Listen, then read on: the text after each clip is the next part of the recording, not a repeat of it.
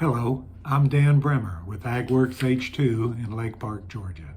I'm a former district director of the United States Department of Labor Wage and Hour Division, but for the past 22 years, I've done nothing but help farmers and reforestation employers have a sustainable workforce and comply with federal labor laws. Today, I've been asked to talk about three topics under the H2A program. The H2A program is a program where you can bring workers from foreign countries to work in the United States doing agricultural work. One of the most important aspects of that program is providing housing for the workers. In my experience, I've found that you need about a year prior to the workers' arrival to start getting ready for the workers and their housing. There's a lot of different ways to have the housing. You can build barrack-style housing where you have multiple workers in bunk beds in that one building. You could have mobile homes that you house the workers in. You could have rental units in town that you house the workers in. But the bottom line is that you have to pass certain standards before you can put those workers in there. And these units are inspected by the state under the H2A program. And if you turn to the OSHA regulations at 1910.142, they outline what everything you need to house those workers. Actually, those regulations are pretty easy to read. So you look them up, 1910.142, it tells you everything about the housing.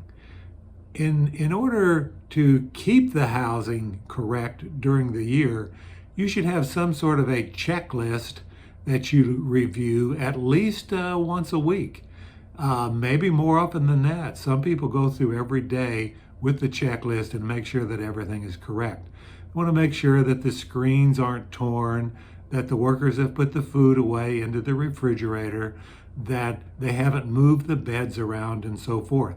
One good checklist I know of is through the Mississippi Department of Labor. And at the end of my presentation, I'll have the website listing for that you can use and your workers can use to go through the housing and make sure that everything's correct. Another important aspect of housing is that the workers should be told that if there's a problem of some sort with the housing, that they should call you as soon as they can about that problem. A problem that's left unchecked will just grow, and you never know when the Wage and Hour Division investigators will show up, and they don't tell you when they're coming, and all at once they're just there and they'll want to look at your housing. So you want to make sure that that housing is relatively good to go all the time. If you have your checklist and you make corrections to the housing, you should always write that down, exactly what you did to correct the housing. Maybe you had to fix a torn screen. Maybe the self-closing device on the screen door wasn't working and you had to fix it. Maybe the plumbing wasn't working exactly right.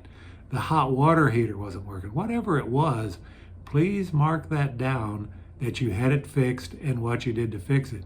This shows the government that you're trying to have compliance in the housing that you have for the workers. And when they show up, you show them, listen, we had this problem, we fixed it, and we moved on. And then if they find some little problem of some sort, they may cite you for it, and I know they will, and it's aggravating, but you probably won't get a fine out of that. So make sure you know the exact laws of housing contained in OSHA 1910.142. Make sure you have a checklist of some sort that you use on a regular basis by a trusted employee to look at that housing at least once a week to make sure that everything is okay. And then if you fix it, write down exactly what you did to fix it so that the government knows that you're trying to keep your housing in compliance with their laws. The next topic that I want to talk about has to do with transportation of the workers. Transportation is one of your most litigious places. You know, those buses and vans and vehicles that the workers are riding in are out on the highway amongst the general population.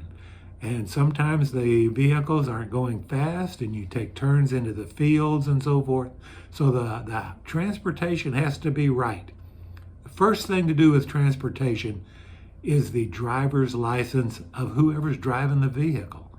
If you're driving a normal car or a 6-passenger truck, pickup truck, a van with less than 15 passengers, whatever, those kind of things only require a normal driver's license. Now, a Mexican driver's license is good in the United States if they're not looked upon as being an immigrant. If the worker is here too long, they're looked by the government as being an immigrant, and then they need to get a state-issued driver's license. A regular driver's license from Mexico is good, but if it were me, I would check with the local police and tell them that you have workers here from a foreign country and that those workers may be driving vehicles and their driver's license is good. And ask the officers, the sheriff, the police chief in your area, the state patrol, to look those laws up and make sure that they're familiar with them, because your workers will be driving those vehicles. Now, sometimes a Mexican driver's license is not favored by the insurance company. And since you have to have $100,000 worth of insurance for each seat in the vehicle, you want to make sure that your particular chosen insurance company is good with that Mexican license. And if they're not, they may have to get a state-issued driver's license. The bottom line, make sure that everybody that's driving a vehicle when you're transporting workers has the proper license. If you have a bus, a vehicle over 15 passengers, they have to have a CDL license with a passenger endorsement. Not just a regular CDL. It has to have that P endorsement on it in order to have more than 15 passengers in the vehicle. Now, that license is not easy to come by. A Mexican license with a large A on the front of it, issued by the federal government of Mexico, may be good for that CDL with a passenger endorsement. Again, you want to check with your insurance company to make sure they approve of that kind of a license. So once you have your license figured out for every driver that's going to transport workers, no matter who that driver is, you'll make sure they have a license. You should keep a copy of the license in your files so that you know when the license expires. You should have a tickle file saying, listen, Dan's license is going to expire in August, so we want to talk to him in July and make sure that he renews his license so that there for sure isn't a gap of some sort in my licensure. The second thing about transportation is that the vehicle has to pass inspection. If you're in the H2A program, then the rules and regulations in 29 CFR 500.105, and don't worry, I have that at the end of the presentation for you to look at. Those are the rules that apply. It's the DOT standards for vehicles transporting migrant workers. So that law says the driver has to have certain licensures, the vehicle has to have proper lights on it, it has to have an exhaust that runs all the way to the back. There's various things that are accountable there.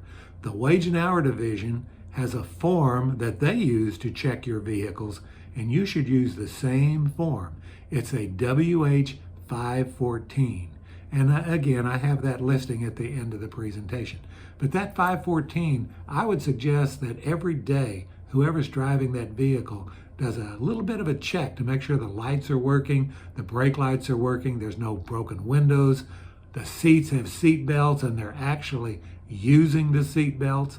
Seat belt tucked up under the seat that looks like it's never been used will not work for the Wage and Hour Division when they come out and make sure your vehicles are correct.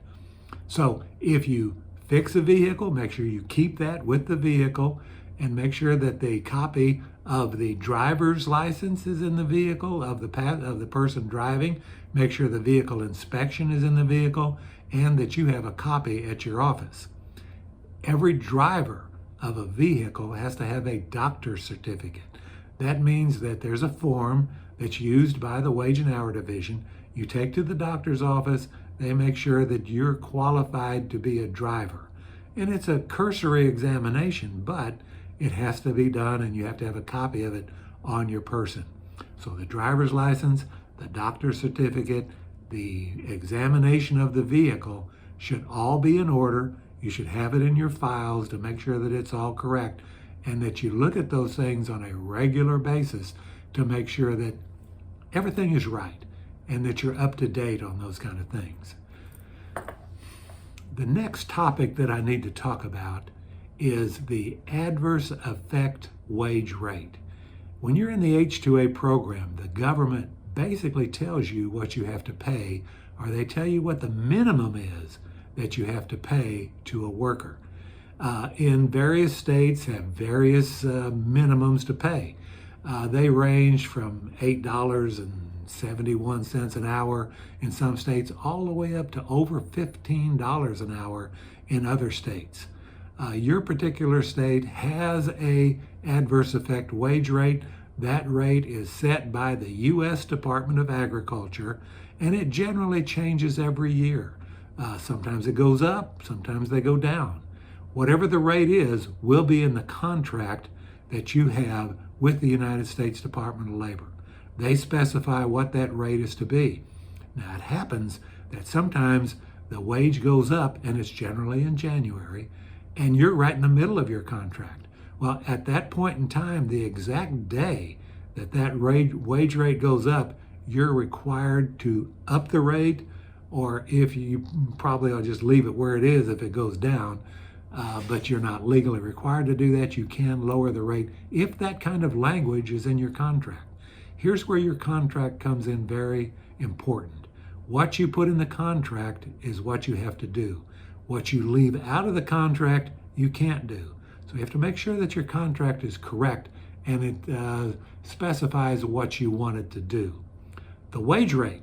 Now, let's say in Arkansas, it's $11.83 an hour.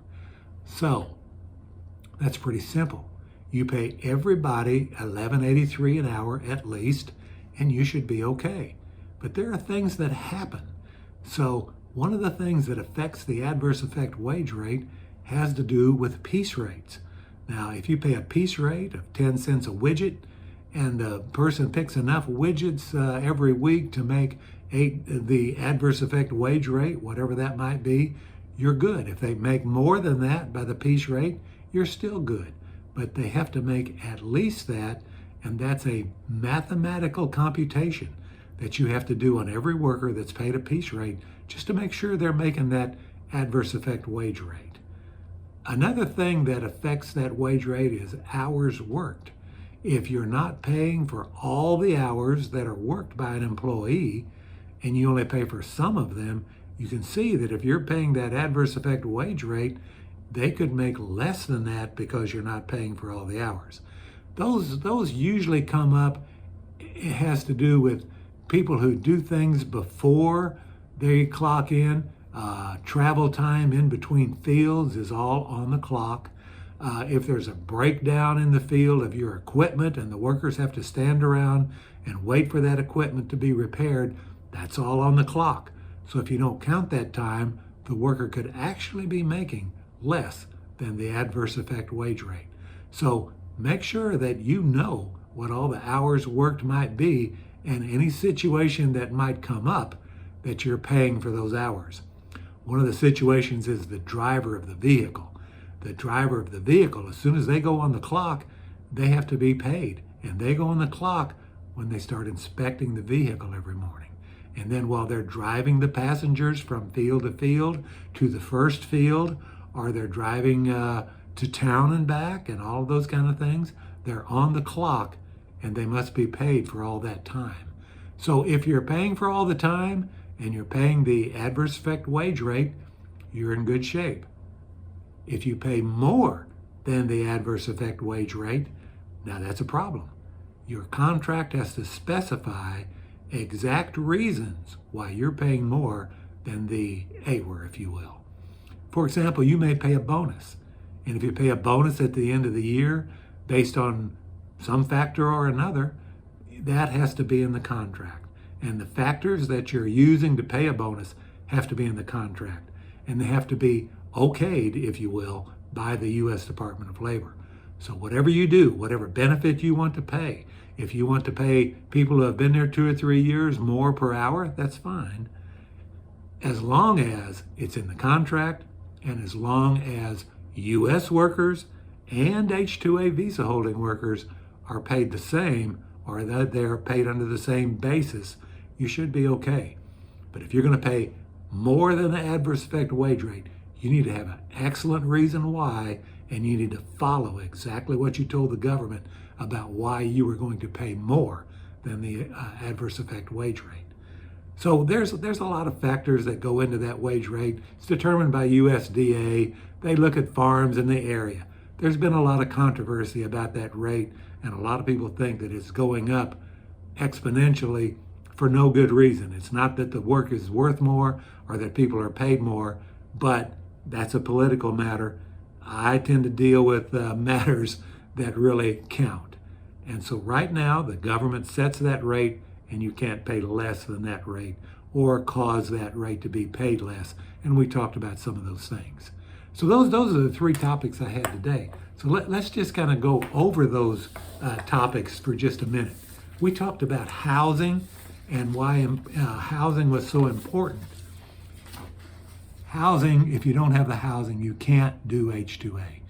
And housing is fairly easy to do if you know what the rules are, and you build your housing under those rules, or you recondition your housing under those rules.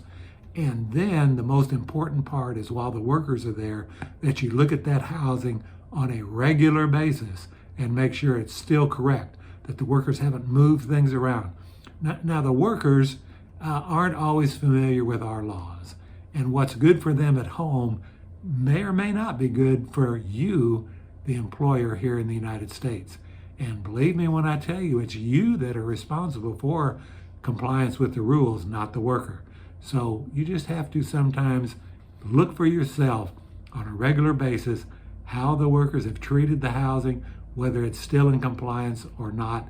And very important to have that checklist. Go through the checklist each time and keep a copy of it. And if you make repairs, corrections, or whatever, that you write that down. Have a discussion with your workers when they get there about what the rules are, so that they know what you expect of them. Have a trusted person that inspects the housing for you and makes those repairs. Transportation. If you use any vehicle you use to transport a worker from one place to another, the person who drives that vehicle has to have the proper driver's license in full force and effect. It can't be expired. The cat can't eat it or whatever. It has to be on their person. They have to have their doctor's certificate on their person. Anybody who's driving migrant workers. And if they're driving a vehicle with more than 15 passengers, they have to have a CDL with a passenger endorsement. And again, it could be a Mexican driver's license for either one of those, but you better make sure that that's the correct Mexican license. I suggest you have a conversation with your local law enforcement people that you have Mexican workers here or Guatemalans or whoever you have, and that they will have a license from that country, and that license is good, and invite them to look that up under the laws of your particular state. The third topic is the adverse effect wage rate. Here's where most people get into trouble. For whatever reason, they haven't paid for all the hours that someone is working. They haven't paid for the transportation to get here, the transportation to get home. They're paying a bonus, and it just happens that the bonus is paid to the Mexican workers and maybe not to some of the local workers. All of those kind of things happen. If you're not paying exactly the adverse effect wage rate for your area, in whatever way, if you're paying more or less, you need to have a really good reason for that, and a defensible reason when the wage and hour folks show up. So I promised you that at the end. I don't know if this works or not, but the OSHA 1910.142 are the housing standards. And you can just Google any one of these things that I'm saying. OSHA 1910.142. The Mississippi Migrant Housing Inspection Checklist is excellent. You can find that at mdes.ms.gov. The DOT transportation rules are found at 29 CFR 500.105. And you can see what those rules are. The wage and hour form is a WH 514, and you can just Google that and it'll come up, and you can use that to inspect your vehicles on a regular basis. 20 CFR 655.122 is what you have to have in your job order, if you will, in the contract that you have with the workers. And it specifies a lot of the things I talked about the adverse effect wage rate. And if you look at fact sheet number 22, U.S. Department of Labor Wage and Hour Division, it tells you about hours worked under the Fair Labor Standards Act or under the H2A regulations. That concludes what I have to say today. If you have any other questions, you can always call Dan Bremer, 800-280-8063. Thank you very much for your time.